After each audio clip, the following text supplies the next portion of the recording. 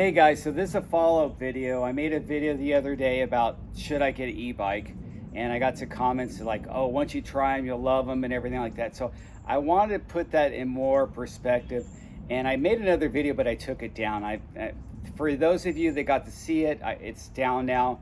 I just didn't want it. It seemed kind of condescending. I don't want to put it in that perspective, okay? E-bike is different than regular cycling, and it's different than a motorcycle. It's kind of that in between. It's a motorized sport, but it's kind of low power and it's closer to cycling. It's a boosted bicycle. And so I wanted to put that in perspective why I'm not getting an e-bike and not make it condescending. And I want to tell you the reasons that I prefer having an analog bike, as some of you put it. So I think back to the years and years and years I've been cycling. I've been cycling for a long time, especially mountain biking. Recent years I got into gravel biking, but the main thing when I got into cycling is I just liked everything about it. I liked the fitness factor. I liked climbing and earning my turn and grinding it out, working up a good sweat, doing the cardio.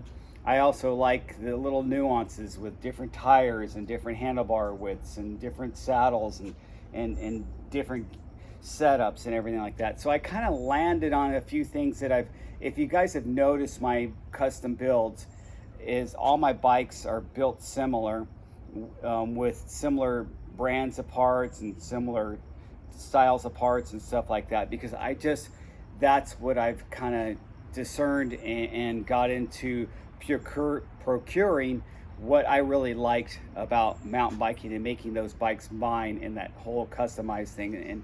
And it's a hobby. I really like the hobby of cycling. I didn't want to add an e-bike to that mix, add that e-bike to my stable. I just didn't feel that there was a place for that would be associated with something that I really like to do.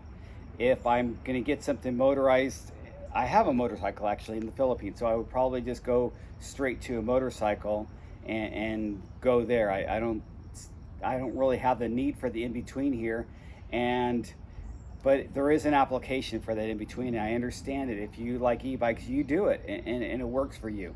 So let me go through my bikes, and that's why I'm sitting out here and going into some of the aspects that I like about bikes and building frame up and doing stuff like that, because that's more of the reason why I also like cycling. Is I also like the whole customizing and building from frame up. So do you guys remember the Escar Hayduke was my first Escar, and I really fell in love with this steel.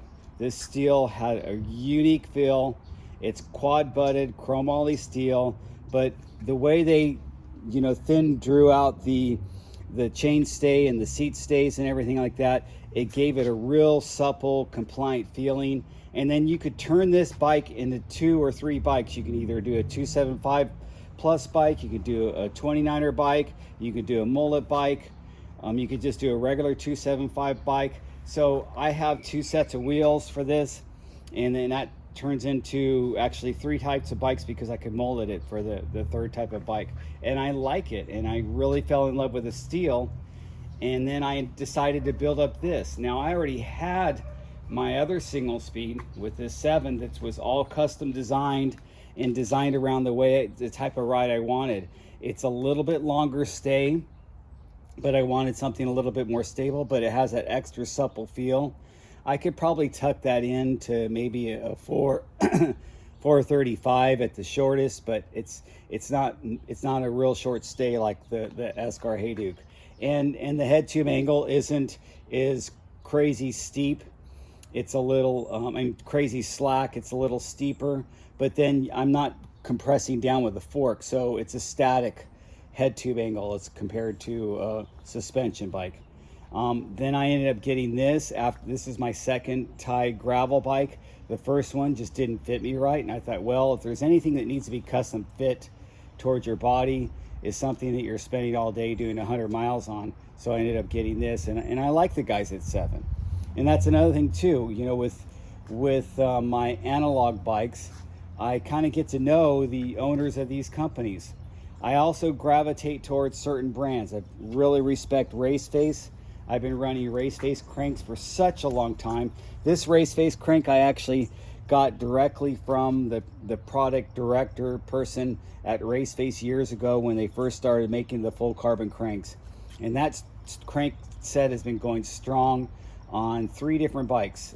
It's really amazing.